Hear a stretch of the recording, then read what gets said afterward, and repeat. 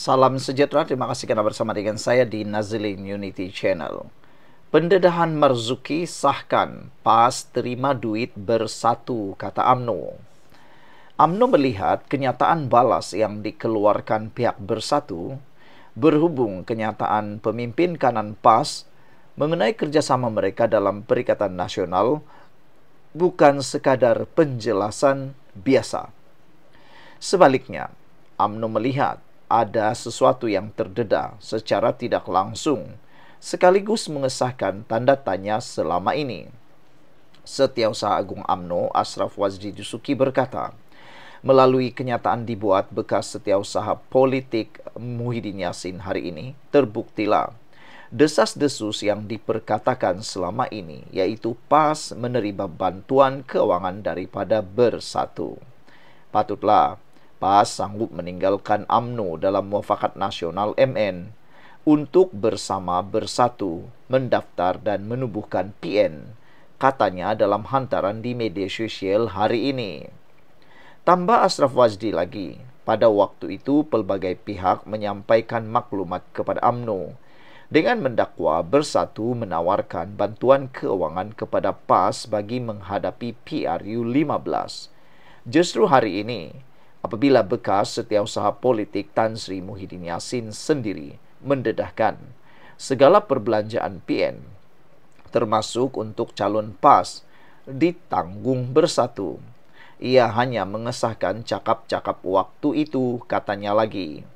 Pagi tadi, bekas ketua setiausaha sulit Muhyiddin, yaitu Marzuki Muhammad, menemplak kenyataan naib Presiden PAS, merangkap ketua pengarah pilihan raya parti itu, Sanusi Waknor, yang menyindir Bersatu kerana didakwanya banyak bergantung kepada mereka dalam pilihan raya. Sebelum kita teruskan ulasan ini, jangan lupa tinggalkan komen Anda dengan tanda pagar Kami Sayang Malaysia.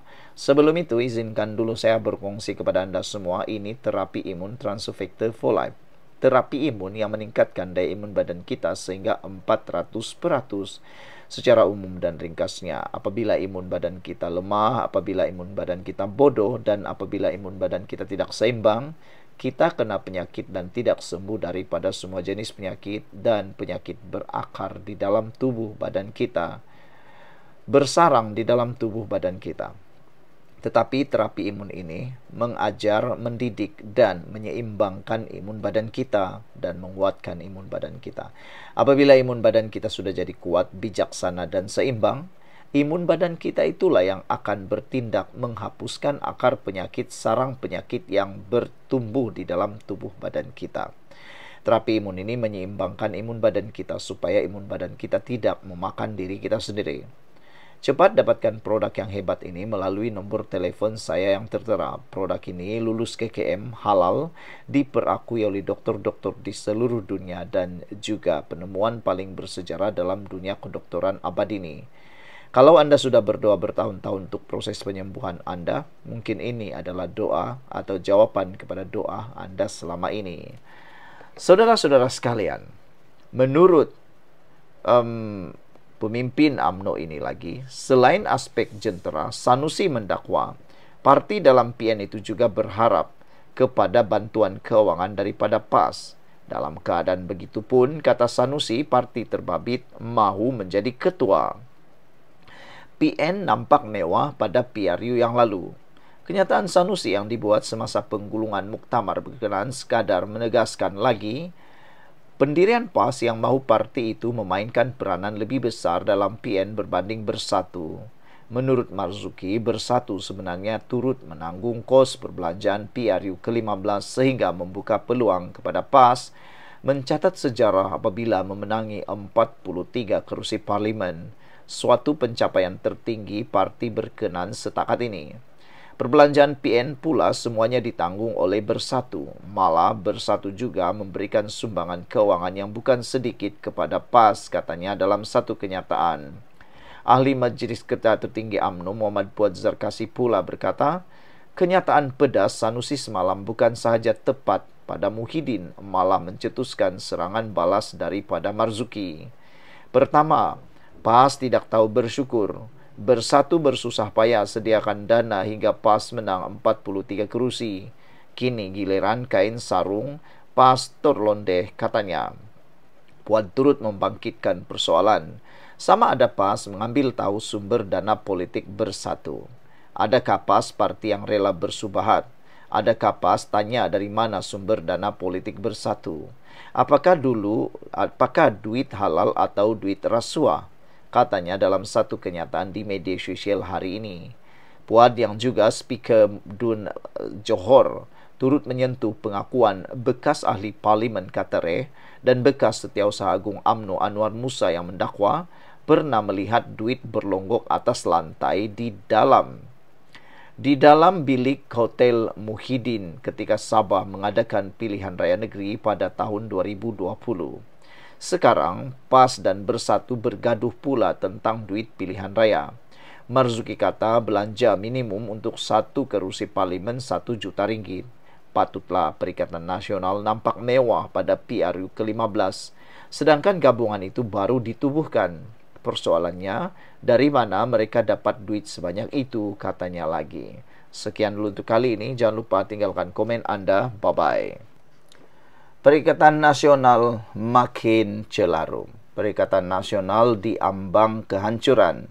Perikatan Nasional diambang pembubaran. Itu antara komen netizen dalam ruangan komen apabila DHPP menggesa ahli PAS elak guna perkataan kafir dan pendatang.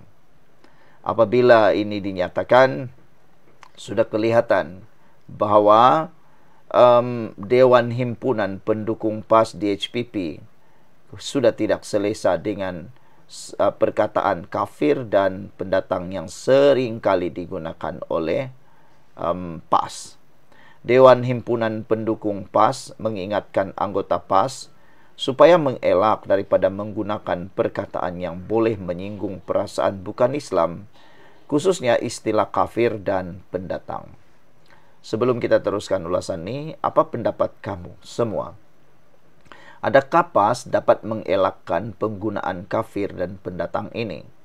Kerana PAS memang seringkali sinonim dengan perkataan-perkataan mengkafirkan dan menggelar orang pendatang.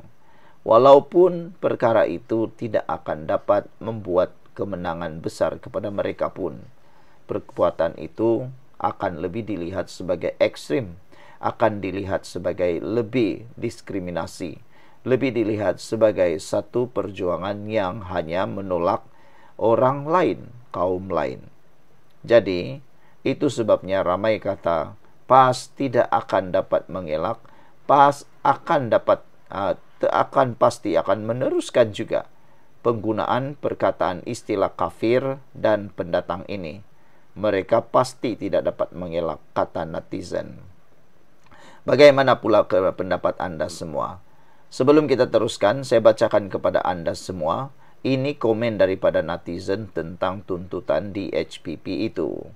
Kata Purple Mouse, malunya PAS bila bukan Islam menegur kepimpinan dan sebahagian walaun yang selalu guna perkataan-perkataan yang menyinggung perasaan orang lain. Tapi fitnah, perli, persenda, caci maki bolehkah di HPP, kata beliau. Black Panther kata, nasib baik Dewan Himpunan Pendukung PAS tidak dinamakan Dewan Himpunan Pendatang. Wah, ini memang betul-betul panas punya isu lah.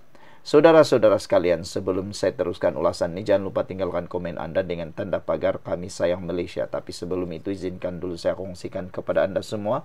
Ini ialah terapi imun Transofector for Life. Terapi imun yang meningkatkan daya imun badan kita sehingga 400%.